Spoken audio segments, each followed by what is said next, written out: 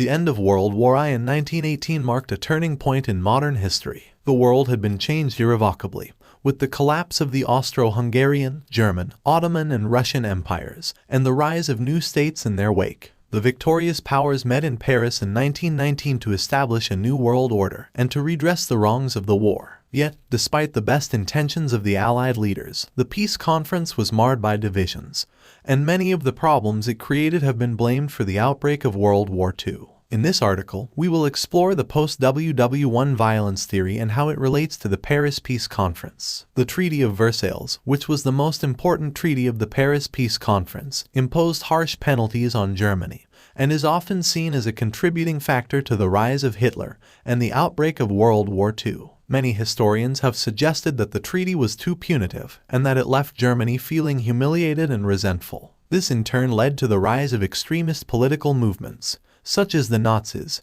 who capitalized on German resentment and promised to restore the country's former glory. However, this post-WW1 violence theory has been challenged by other historians who argue that Germany's problems were caused not by the treaty itself, but by the economic and political problems that it faced in the aftermath of the war. Germany had been devastated by the conflict and faced a massive debt burden as a result of the reparations demanded by the Allies. This, combined with the turmoil of the Weimar Republic, led to social unrest and political instability, which in turn created a fertile ground for extremist movements. Another aspect of the post-WW1 violence theory is the role played by the Paris Peace Conference in creating a new world order. The conference was attended by representatives of the victorious powers, who sought to redraw the map of Europe and establish a system of international relations that would prevent future conflicts. However, the conference was marred by disagreements and divisions, particularly over the issue of reparations, which soured relations between the Allies and Germany. Furthermore, the peace settlement imposed on the defeated powers created new tensions and conflicts, particularly in the Middle East, where the Ottoman Empire had collapsed and new states were emerging.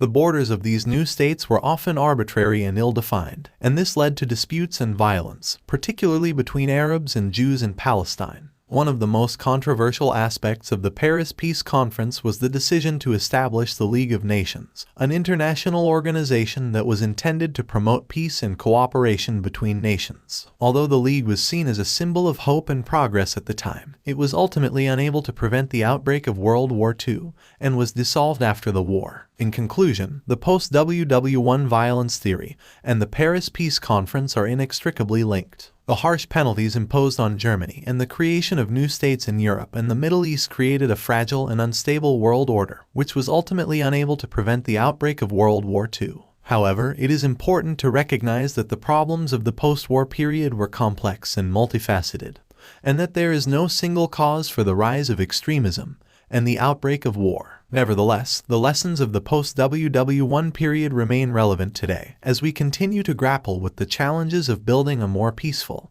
and just world.